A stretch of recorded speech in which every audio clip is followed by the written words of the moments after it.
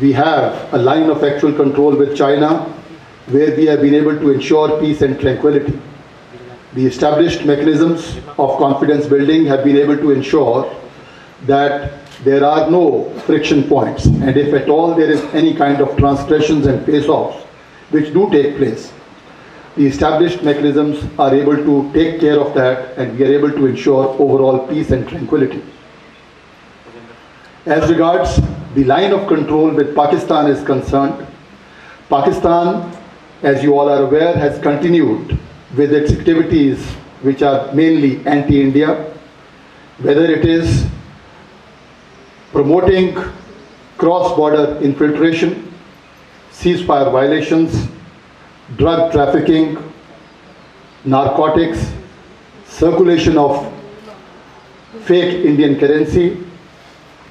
All their actions are actually working towards ensuring that the proxy war waged by them against India is continuing.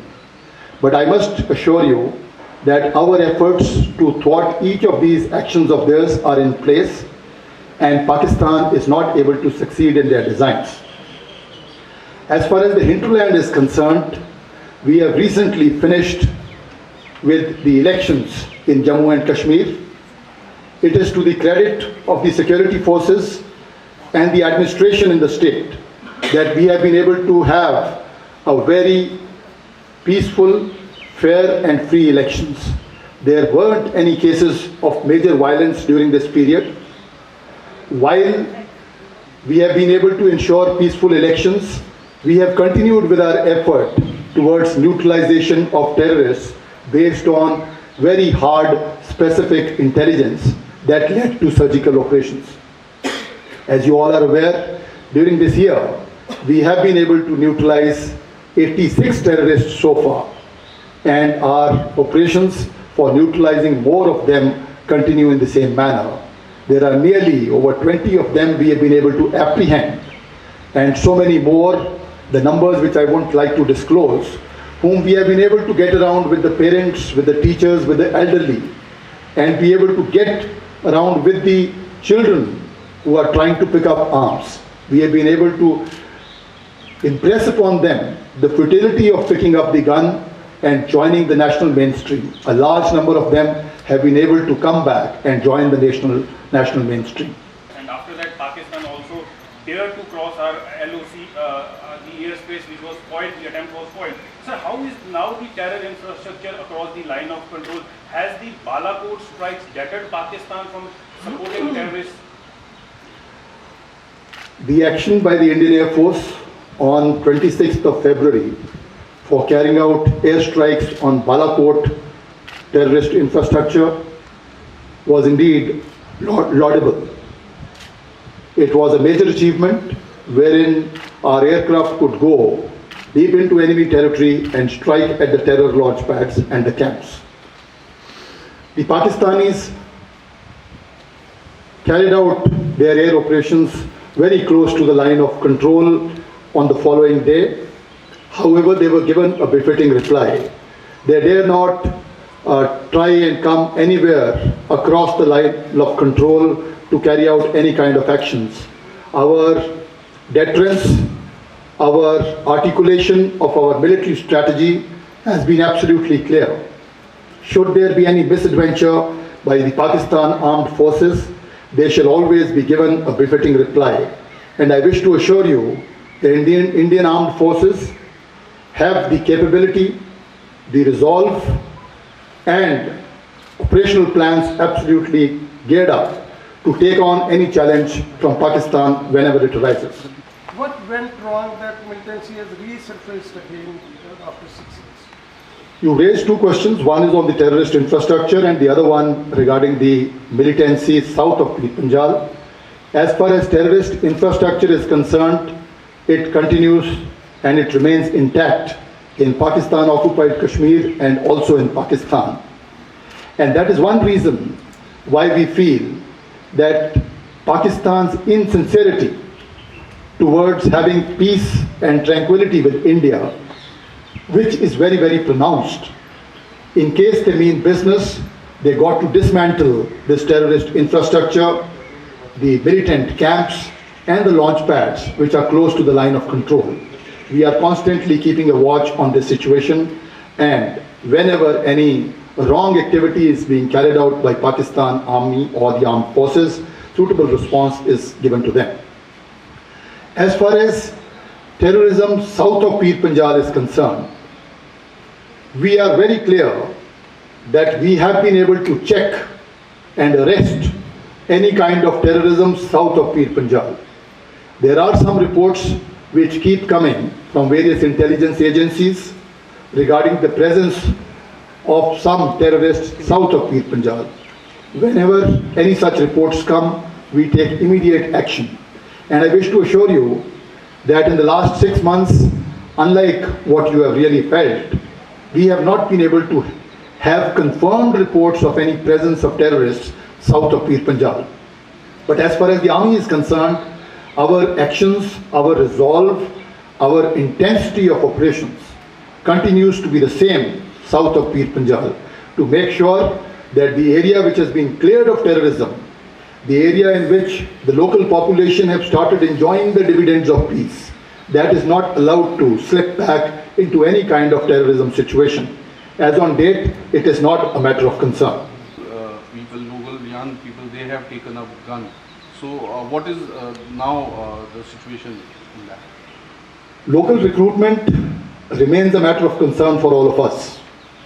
Last year, we had 217 local youth who had picked up militancy.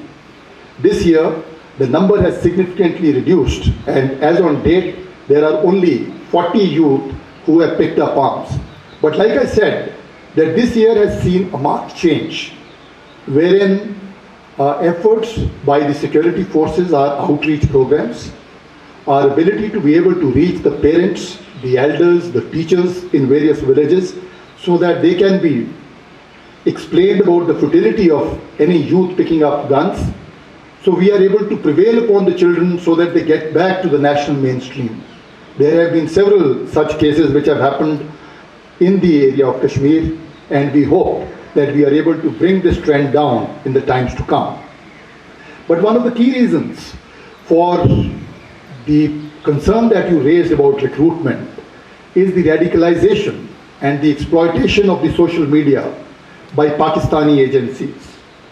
Pakistan has been continuing with its efforts to show the movement in Jammu and Kashmir as an indigenous movement. Today they feel absolutely starved because of the very effective counter-infiltration grid of the Indian Army. That successful infiltration from the line of control is virtually becoming very difficult. And therefore, for them to continue with this militancy, they want that the local content should be increased. However, that realization is coming in the youth and the Awam of Kashmir, that we do not want to become fodder by the Pakistan agencies and various inimical elements who are wanting to promote terrorism and violence in the state of Jammu and Kashmir. I am sure with the help of all the stakeholders, we will be able to arrest this trend in the times to come too, as we are doing it now. जहाँ तक फौज का सवाल है, director general of military operations ने चंद एक दिन पहले ही एक आरटीआई के जवाब में बताया है कि ये पहली सर्जिकल स्ट्राइक सितंबर 2016 के अंदर हुई है. इसके अलावा पॉलिटिकल पार्टीज किस प्रकार से अपना बयान देती हैं, मैं पॉलिटिकल बातचीत के अंदर नहीं जाना चाहता हूं, लेकिन उनका अपना बयान सरकार की द्वारा उनको कोई ना कोई जवाब ज़रूर दिया जाएगा. लेकिन मैंने आपको एक स्टेटमेंट ऑफ फैक्ट बताई जो कि अभी हाल ही में director general of military operations ने इसके बारे में मिनिस्ट्री ऑफ डिफेंस को आरटीआई के उत्तर में जवाब दिया है. Sir, There are reports after Balakot strikes we had air defense units on entire western border. How these units will work because it is in Jammu and Kashmir. How these air defense units work? We have a very clearly articulated military strategy. We have our operational plans for the deployment and employment of all the resources which are available at the disposal of the armed forces. So Army Air Defense is also one such resource, and it is a part of the overall defensive and offensive operational plans of the Indian Army. सवाल है, जिस तरीके से एक तरफ आप operation सद्भावना चलाते हैं, दूसरी तरफ कश्मीर के अंदर युवाओं को भड़काने की कोशिश की जाती है, क्या कहेंगे, क्या मैसेज देना चाहेंगे, साथ में पाकिस्तान के लिए क्या स्ट्रॉन्ग मैसेज है आपकी तरफ से?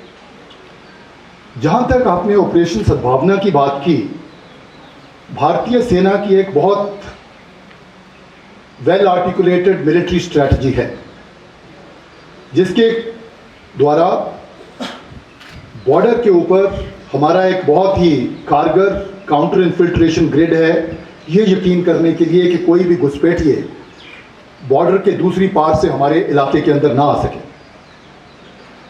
दूसरी चीज़, हिंटरलैंड के इलाके के अंदर हमारा काउंटर टेररिज्म ग्रिड इतना कारगर है ताकि जो भी हमें खबर मिले उसके अनुसार हम इंटेलिजेंस बेस्ड सर्जिकल ऑपरेशन करके टेररिस्ट को नकारा कर सकें। इसी के साथ साथ ऑपरेशन सद्भावना, क्योंकि हम महसूस करते हैं कि कई दूर दराज के इलाकों के अंदर जो आम अवाम है उनकी नॉर्मल लाइफ के अंदर कोई ना कोई दिक्कत आती है, क्योंकि मिलिट्री ऑपरेशन उधर चलते रहते हैं। उस चीज़ को दूर करने के लिए ऑपरेशन सद्भावना को अमल में लाया गया था, और ऑपरेशन सद्भावना बहुत ही एक सफल और कारगर प्रोग्राम है। आज आपने देखा कि कितने बच्चे उधर से उभर कर सोसाइटी के बहुत ही यूजफुल मेंबर बन चुके हैं। इसी तरह केवल एजुकेशन के अंदर ही नहीं, बल्कि human resource development, vocational training, health care, national integration tours इत्यादि सद्भावना का हिस्सा हैं, और सद्भावना एक बहुत ही बड़ा काम इस क्षेत्र में कर रहा है। Leave it to all of you that we should not draw any conclusions by just 10 to 15 days of a situation. The ceasefire was signed with Pakistan in 2003. After that, there have been various ups and downs as far as ceasefire violations have been there. But one thing is very clear, that whenever any ceasefire violation takes place, it actually is initiated by Pakistan. It shows their insincerity towards ushering in peace and tranquility along the line of control. They do this so that they can provide cover to large number of infiltrators or terrorists who are waiting to cross the line of control and carry out destruction and violence in our hinterland. But like I mentioned to you, that we have a very strong multi-tiered counter-infiltration grid, and we do not let Pakistan Army or any of the inimical elements on the other side of the line of control to take advantage of that situation.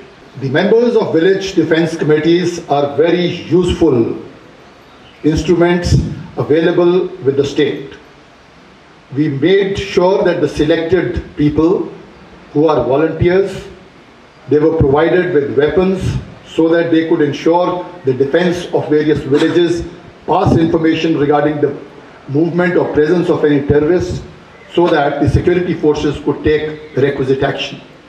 It has been the endeavor all the time that it is not only the security forces which will be able to bring the situation under control, but it is the whole of nation approach in which the Awam, the administration, the governance, the police, the central armed police forces, the village defense committees, they all got to play their role to restore normalcy in the state of Jammu and Kashmir.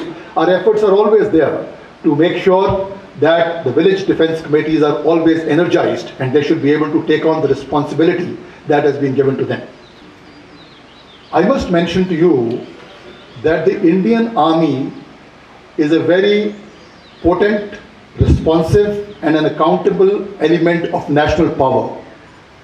It remains committed to be able to take on any challenge as far as the external threats are concerned, and similarly to take on any requirement for internal disturbances whenever called for. So as far as Army's operations are concerned, we always carry on in a professional manner with a very strong code of conduct, and we have been doing so ever since the Army was employed for counter-terrorism operations in Jammu and Kashmir since 1990. It is not only sniper rifles. As a part of the modernization and equipping of the armed forces, this is an ongoing exercise. I would not like to really mention as to what all new generation weapons and equipment have been brought in as far as the line of control or with the army is concerned. But suffice to mention to you all that we are fully prepared, equipped, have the required resolve, and whenever the situation arises, the Indian Army shall not be found wanting, and we shall be able to achieve the military objectives that are set for us. Thank you and Jai Hind.